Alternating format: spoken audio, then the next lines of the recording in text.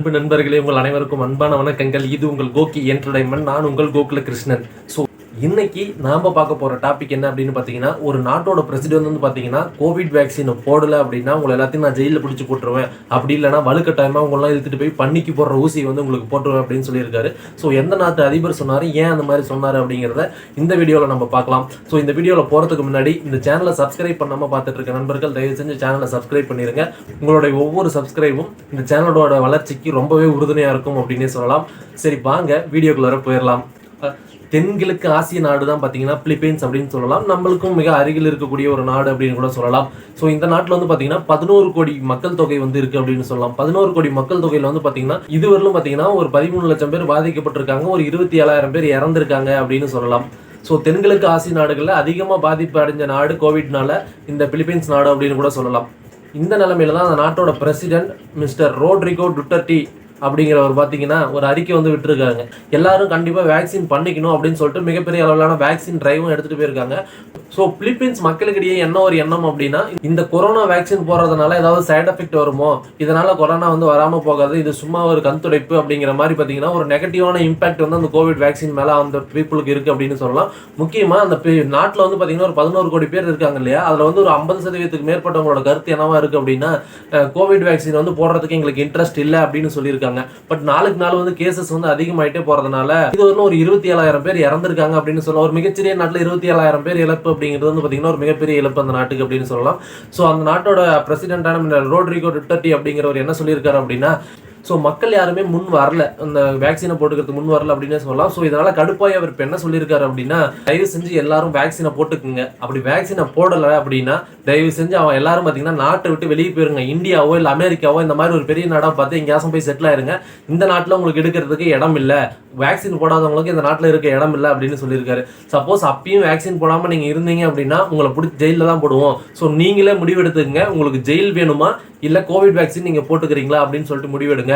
இன்னும் இதை விட ஒரு படி மேலே போய் என்ன சொல்லியிருக்காரு அப்படின்னா, நீங்கள் வந்து கொரோனா வேக்சின் போட்டுக்கல அப்படின்னு சொன்னால் உங்களுக்கு வந்து பார்த்தீங்கன்னா பன்றிகளுக்கு போடக்கூடிய ஐவர்மெஸ்டின் அப்படிங்கிற ஆன்டி பாராசைட் ட்ரக் வந்து உங்களுக்கு வலுக்கட்டாயமாக எடுத்துகிட்டு போய் உங்களுக்கு போடப்படும் அப்படின்னு சொல்லியிருக்காரு.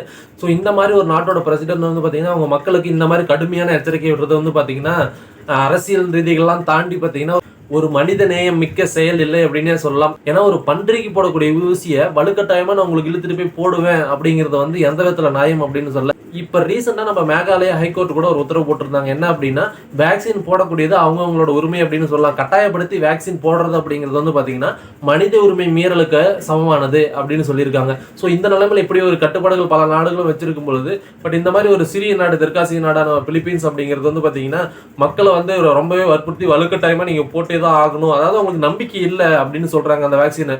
ஸோ ஒரு பொறுப்புள்ள அரசா என்ன பண்ணிருக்கணும் அப்படின்னா, அந்த நாட்டு மக்களுக்கு வேக்சினை பத்தின அவேர்னஸை கொண்டு போய் சேர்த்துருக்கணும்.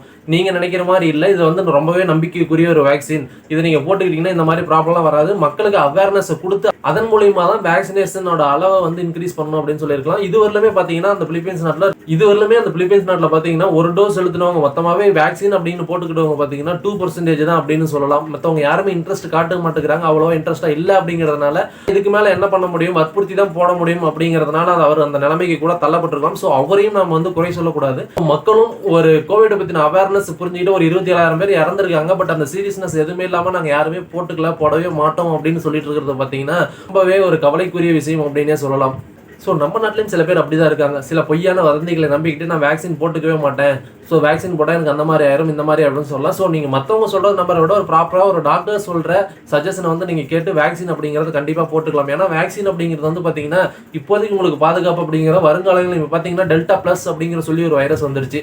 ஸோ அடுத்தடுத்த லெவல் ஆனால் நம்மளுக்கு வந்து செக்யூரிட்டி லெவல் அப்படின்னு சொல்லலாம். ஸோ வேக்சின் போட்டுக்கிறது அப்படிங்கிறத வந்து எந்த விதத்துலையுமே தப்பில்லை, வித் ப்ராப்பர் மெடிக்கல் கன்சல்டனோட போட்டுக்கலாம். ஸோ இந்த மாதிரி வற்புறுத்தி போடுறதும் அவங்களுக்கு பன்றிக்கான ஊசியை போட்டு மிரட்டி ஒருத்தவங்களை வேக்சின் போட்டு வைக்கிறதும் பார்த்தீங்கன்னா மனித உரிமைகளுக்கு மீறின ஒரு செயல் அப்படின்னே சொல்லலாம். ஸோ மக்களோட ஒத்துழைப்பு இருந்தால் மட்டும்தான் ஒரு அரசு அப்படிங்கிறது வந்து பார்த்தீங்கன்னா நேர்மையாகவும் கண்ணியமாகவும் செயல்பட முடியும் அப்படின்னு சொல்லலாம். ஸோ நம்ம வந்து தொடர்ந்து அரசுக்கும் சட்டத்திற்கும் ஒத்துழைப்பு கொடுத்துட்டோம் அப்படின்னா இந்த இயல்பு நிலை அப்படிங்கிறது வந்து சீக்கிரமாக திரும்பும் அப்படின்னு சொல்லிட்டு இந்த வீடியோ நம்ம இதோட முடிச்சுக்கிறேன். உங்களுக்கு இந்த வீடியோ பிடிச்சிருந்து அப்படின்னா லைக் பண்ணுங்க, ஷேர் பண்ணுங்க, கமெண்ட் பண்ணுங்க. முக்கியமாக எல்லாரும் இந்த சேனலை சப்ஸ்கிரைப் பண்ணிருங்க. மீண்டும் ஒரு நல்ல வீடியோவில் உங்களுக்கு சந்திக்கிற வரைக்கும் உங்களுக்கு பாய் பாய் சொல்லிக்கிறது. இது நான் உங்கள் கோகுல கிருஷ்ணன். இது உங்கள் கோகி என்டர்டைன்மெண்ட். நன்றி, வணக்கம்.